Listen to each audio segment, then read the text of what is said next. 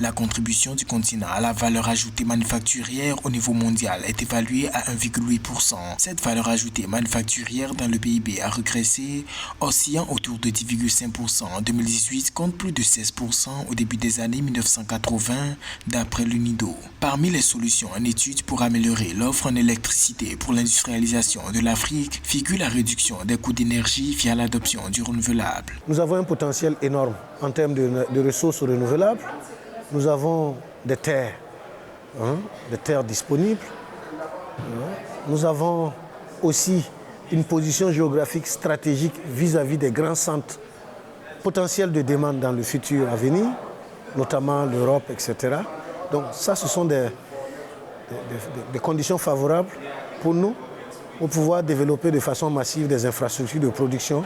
Alors que la population urbaine de l'Afrique continue d'augmenter pour atteindre 1,2 milliard d'ici 2050, les investissements dans les énergies renouvelables ne représentent que 6% des investissements totaux. L'un des enjeux à moyen et long terme est de développer un réseau interconnecté fort permettant d'assurer la synergie entre les ressources hydroélectriques, gazières et solaires dans une optique de réduction des coûts liés à l'énergie. Les avantages sont énormes, ce sont des technologies nouvelles.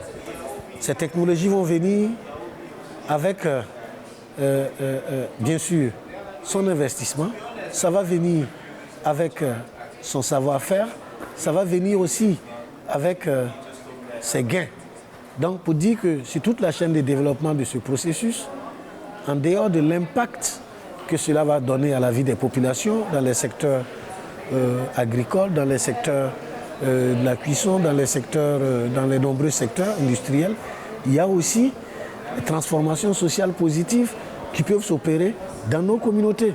C'est dans cette optique que le Bénin abrite désormais le Centre d'information et de coordination du marché régional d'électricité de la Communauté économique des États de l'Afrique de l'Ouest, CEDEAO, inauguré le 17 novembre 2023 à Abomey-Calavi. L'objectif est de promouvoir et développer des infrastructures de production et de transport d'énergie électrique tout en assurant la coordination des échanges d'énergie entre les États membres de la CEDEAO.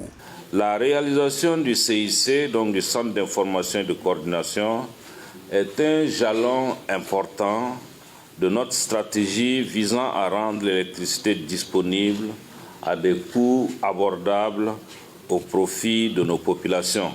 À fin 2016, les statistiques de la CEDEAO indiquent que près de 60% des 375 millions d'habitants de la région et 77% de la population rurale n'ont pas accès à l'électricité. À nos jours, seulement 45% de la demande en énergie est assurée, laquelle devrait augmenter en moyenne de plus de 8% par an d'ici à 2030, selon les prévisions du système d'échange d'énergie électrique ouest-africain.